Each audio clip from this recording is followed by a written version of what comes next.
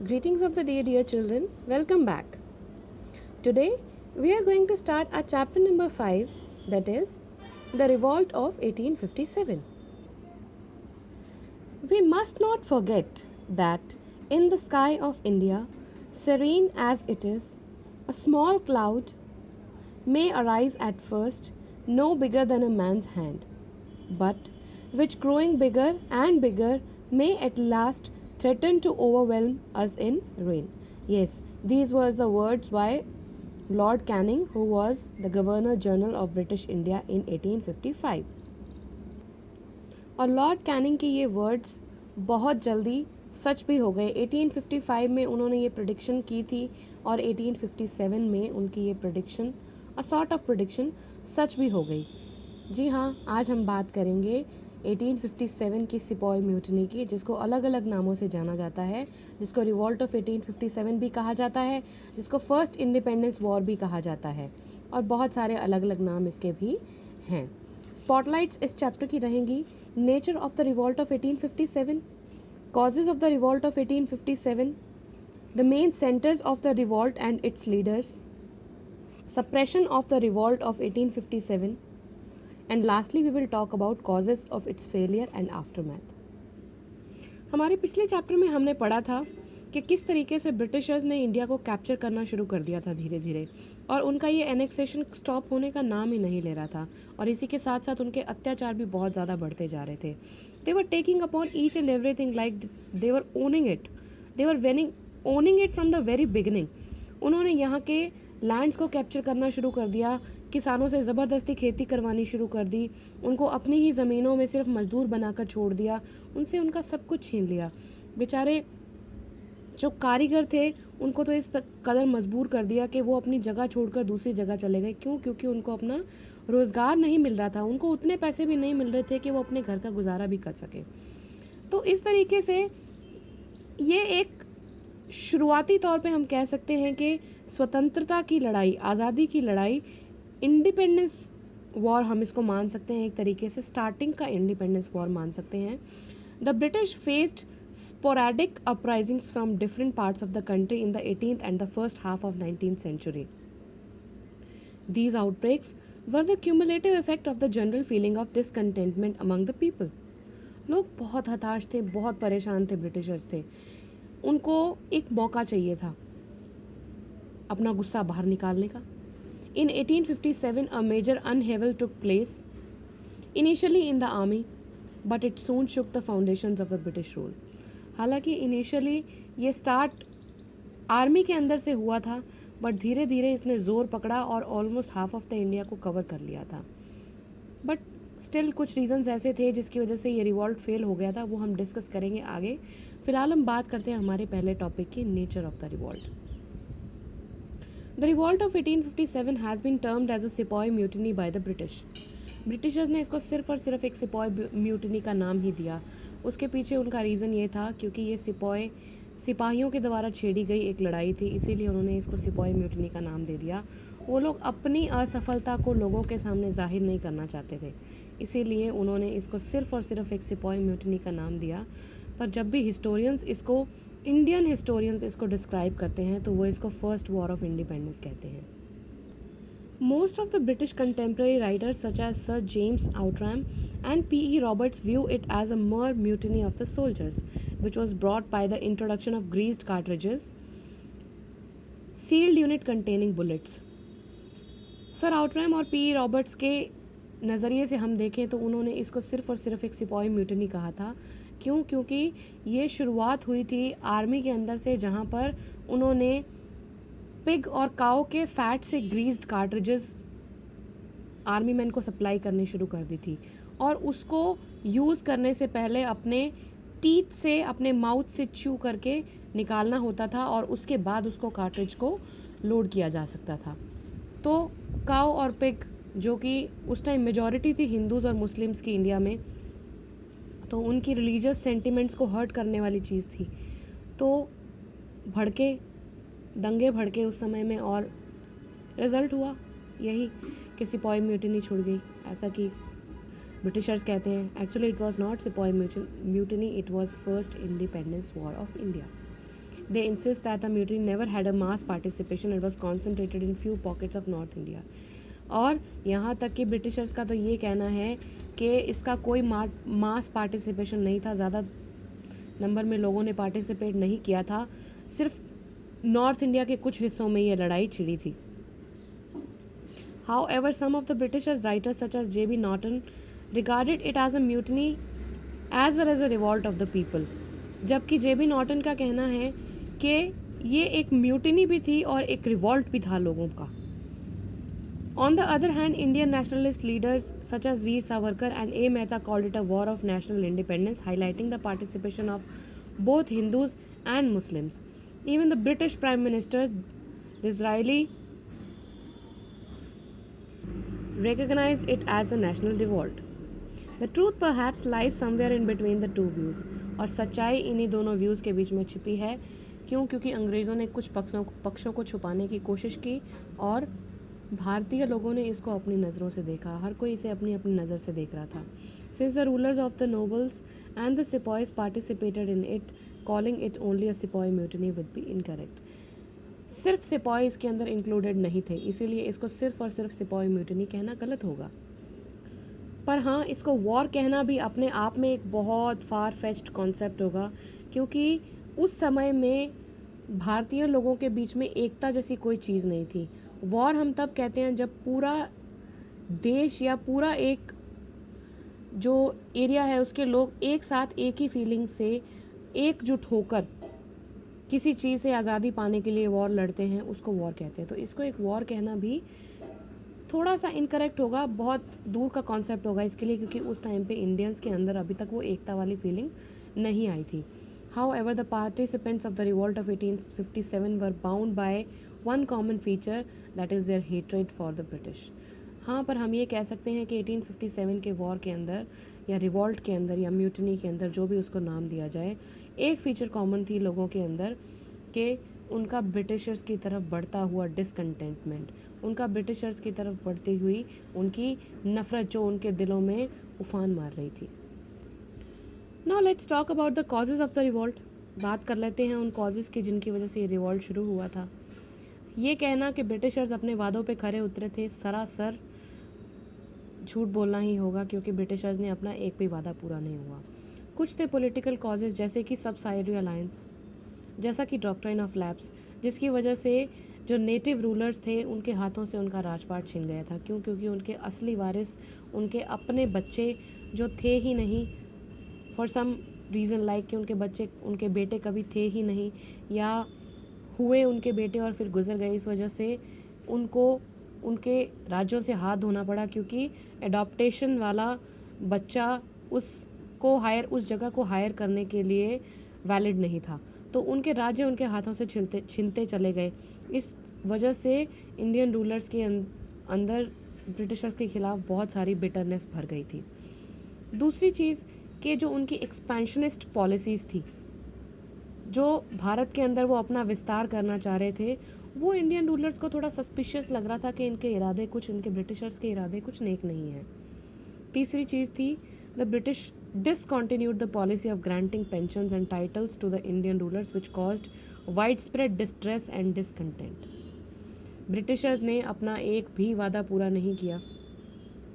उन्होंने किसी भी राजा महाराजा को टाइटल देने से या उनको पेंशन्स देने से मना कर दिया, और जिस वजह से ब्रिटिशर्स के खिलाफ इंडियन रूलर्स के मन में और इंडियन लोगों के मन में उनके खिलाफ नफ़रत और सिर्फ नफ़रत बढ़ती चली जा रही थी. For instance, Nana Sahib, the adopted son of Bajirao II, was deprived of pension and his title.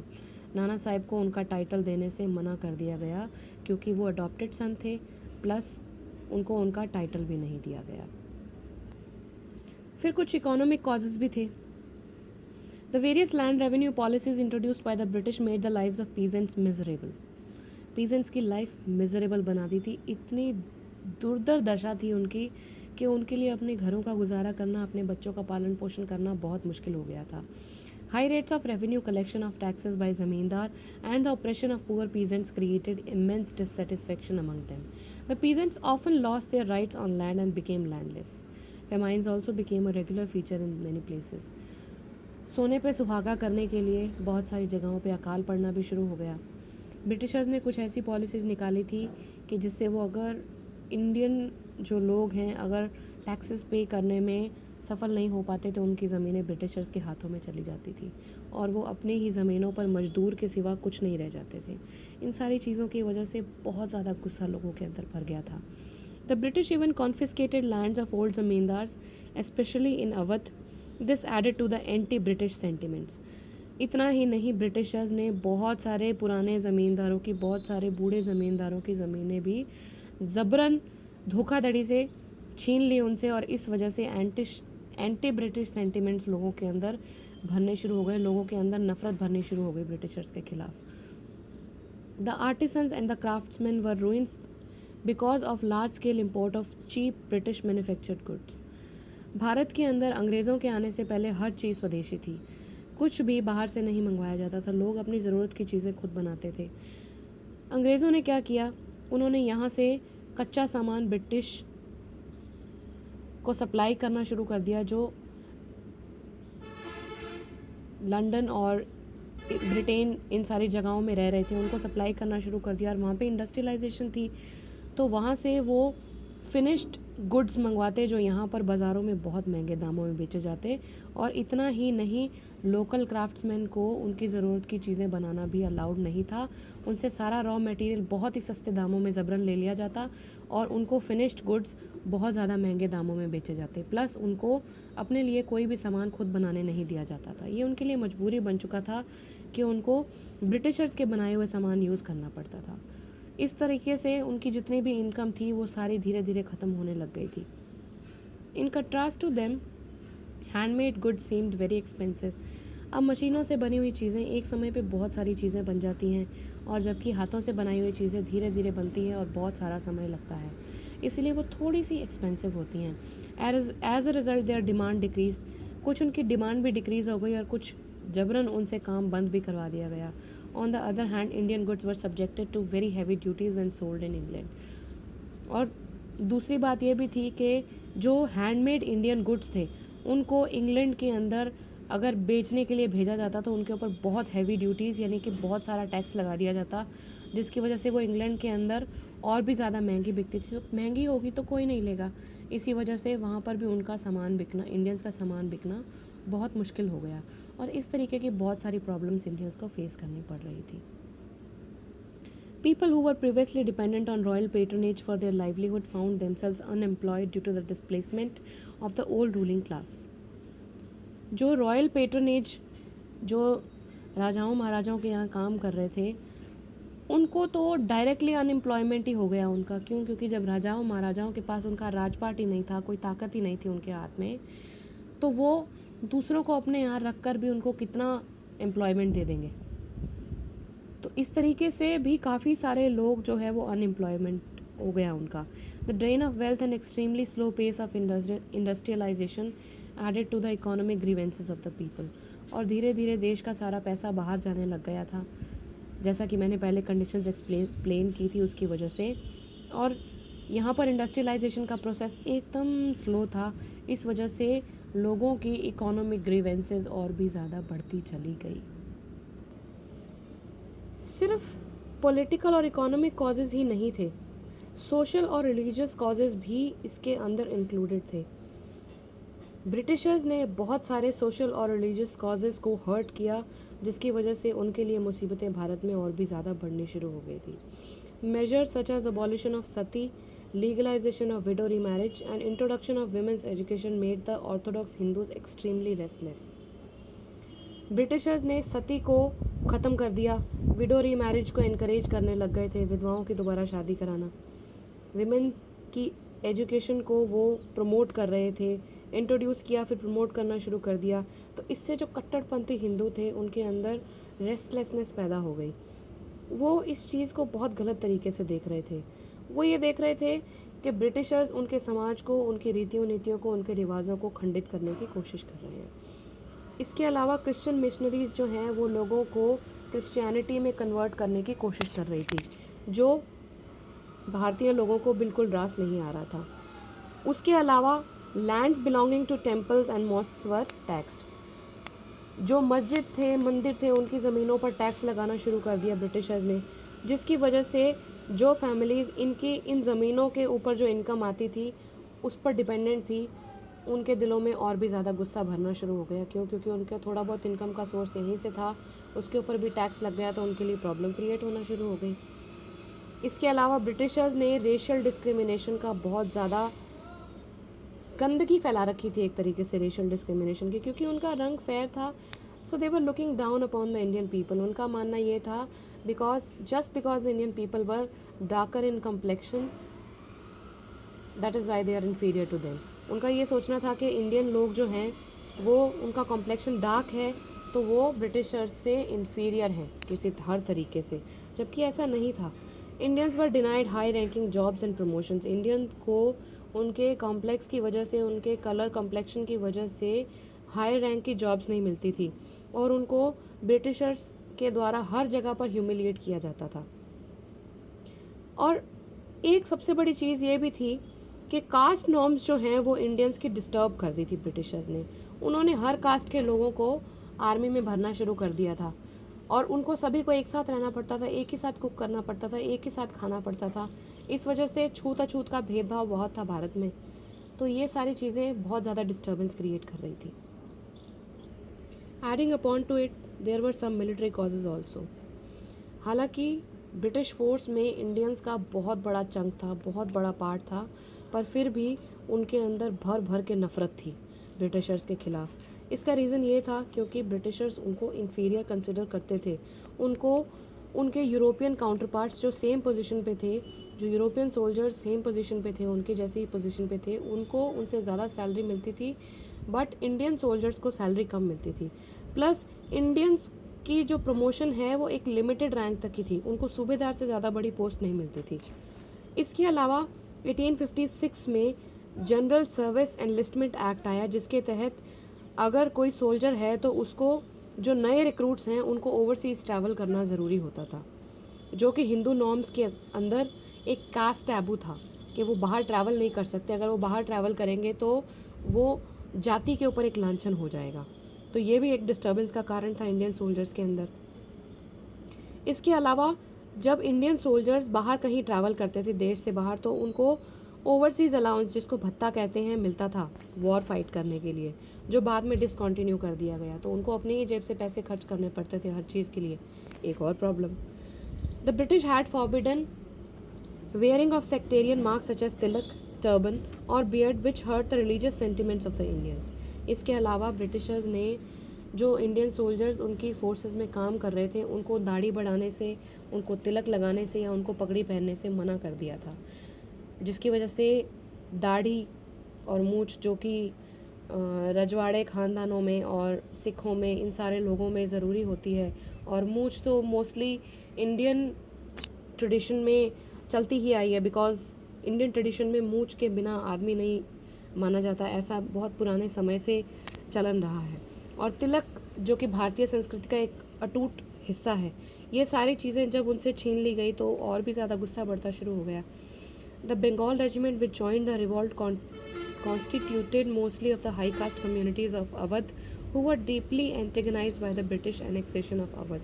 और इसके अलावा जो बंगाल रेजिमेंट के जो सोल्जर्स थे उसके अंदर मोस्टली हाई कास्ट कम्युनिटी के सोल्जर्स ही थे जो कि अवध से बिलोंग करते थे, और उनके अंदर जब अवध को एनेक्स किया था ब्रिटिशर्स ने, उस टाइम से उनके अंदर गुस्सा था ब्रिटिशर्स को लेकर। अब हम बात करते हैं कि इमीडिएट कॉज क्या हुआ, ऐसा क्या हो गया इमीडिएटली कि लोगों ने खिलाफत शुरू कर दी, और ये फिर रिवॉल्ट जो है वो स्प्रेड कैसे हुआ। 1856 में एक एनफील्ड राइफल नाम की एक राइफल इंट्रोड्यूस हुई आर्मी में, जिसके कार्ट्रिजेस ग्रीस से कैप होते थे। उनके ऊपर गाय का या सूअर के मांस का, सूअर के या गाय के फैट का कवर होता था, जिसको दांतों से छील कर हटाना होता था यूज़ करने से पहले। तो हिंदूज़ और मुस्लिम्स के लिए इन दोनों, जैसे हिंदू हैं तो उनके लिए गाय पूजनीय है, माता है, और मुस्लिम है तो उनके लिए सूअर एबॉरेंट है, वो सूअर के मांस को टच नहीं कर सकते या खा नहीं सकते, तो वो उनके लिए वर्जित है। तो दोनों के रिलीजियस सेंटिमेंट्स को हर्ट हुआ, तो इस वजह से मंगल पांडे नाम का एक सोल्जर था। 29 मार्च 1857 को 34th इन्वेंट्री बैरकपुर का एक सोल्जर था मंगल पांडे, और उसके कुछ फेलो सिपॉइज ने मिलकर इन न्यू कार्ट्रिजेस को यूज़ करने से मना कर दिया। हालांकि बाद में मंगल पांडे को हैंग कर दिया गया था 8 अप्रैल 1857 को। फिर स्प्रेड कैसे हुआ? On May 1857, 85 soldiers in Meerut refused to use the new rifles and were sentenced to 10 years imprisonment. 85 soldiers ने, 85 सिपाहियों ने मिलकर, 85 सिपाहियों ने, सोल्जर्स ने मिलकर मेरठ में उन कार्ट्रिजेस को यूज़ करने से, उन राइफल्स को यूज़ करने से मना कर दिया। ऐसा नहीं है कि उनको सज़ा नहीं मिली, उनको 10 साल की सज़ा भी मिली इसके लिए।